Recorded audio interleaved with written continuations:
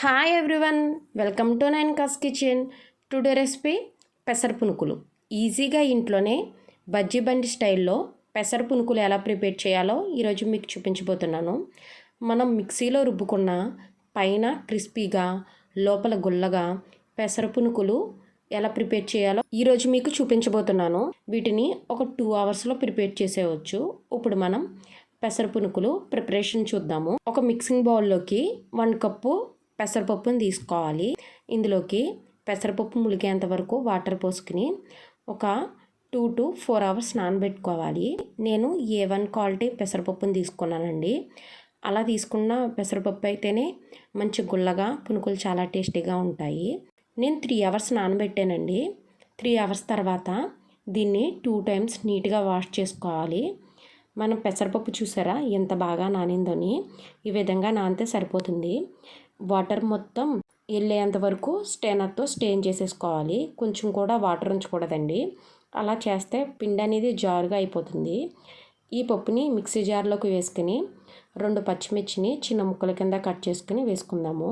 చిన్న ఇంచు అల్లమును కూడా చిన్న ముక్కల కింద కట్ చేసుకుని ఇందులోకి వేసుకుని మిక్సీ పట్టుకుందాము. చూసారా, పిండి అనేది వీడియోలో చూపించిన విధంగా మెత్తగా మిక్సీ పెట్టుకోవాలి.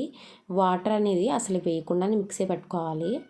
పిండి మొత్తం మిక్సింగ్ బౌల్లోకి వేసేసిన తర్వాత ఒక 1/2 టేబుల్ స్పూన్ జీలకర్ర, 1/2 table spoon salt, 1/2 table spoon baking soda కూడా వేసుకుని బాగా మిక్స్ చేసుకోవాలి.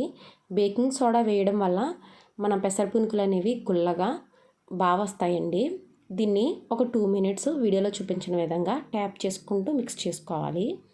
ఇలా మిక్స్ చేసుకున్న తర్వాత ఇప్పుడు ఈ పిండిని పక్కన పెట్టేసుకుందాము. ఇప్పుడు మనం స్టవ్ ఆన్ చేసి బాండీ పెట్టి డీప్ ఫ్రైకి సరిపడ్డంత ఆయిల్ వేసుకుని ఆయిల్ హీట్ చేసుకోవాలి. ఆయిల్ హీట్ అయిందో లేదో కొంచెం పిండేసి చెక్ చేసుకుందామండి.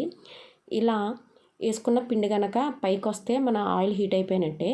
మనం ప్రిపేర్ చేసుకున్న పునుకుల పిండిని ఇప్పుడు మనం చిన్న చిన్న సైజులో పునుకులాగా వేసేసుకుందాము. మీకు ఏ సైజులో కావాలంటే ఆ సైజులో వేసుకోవచ్చు. కానీ చిన్న సైజులో వేస్తేనే బాగుంటాయని చిన్న చిన్నగా వేసాను, రౌండ్గా బాల్స్ లాగాని. 2 మినిట్స్ తర్వాత స్టెయినర్తో బోత్ సైడ్ తిప్పుకుంటూ గోల్డెన్ బ్రౌన్ కలర్ వచ్చేంత వరకు ఫ్రై చేసుకుందాము. ఈ ప్రాసెస్ మొత్తం ఫ్లేమ్ని మీడియం ఫ్లేమ్లో పెట్టుకునే ఫ్రై చేయాలండి. అప్పుడే పునుకులు అనేవి టేస్టీగా ఉంటాయి. మన పునుకులు ఫ్రై అయిపోయాయండి, గోల్డెన్ బ్రౌన్ కలర్లోకి వచ్చేసాయి. వీటిని తీసేసుకుని సర్వింగ్ బౌల్లోకి తీసుకుని సర్వ్ చేసేయడమే. నేను అల్లం చట్నీతో సర్వ్ చేశానండి వీటిని. మీకు ఏ చట్నీ కావాలంటే ఆ చట్నీతో తినొచ్చు, కానీ అల్లం చట్నీ అనేది చాలా టేస్టీగా ఉంటుంది. ఇది ఈవినింగ్కి మంచి స్నాక్స్ రెసిపీ. చాలా సింపుల్ అండ్ ఈజీగా ప్రిపేర్ చేసేయవచ్చు. ఈ వీడియో కనుక మీకు నచ్చినట్లయితే లైక్ చేయండి, షేర్ చేయండి, సబ్స్క్రైబ్ చేయండి. Thank you for watching.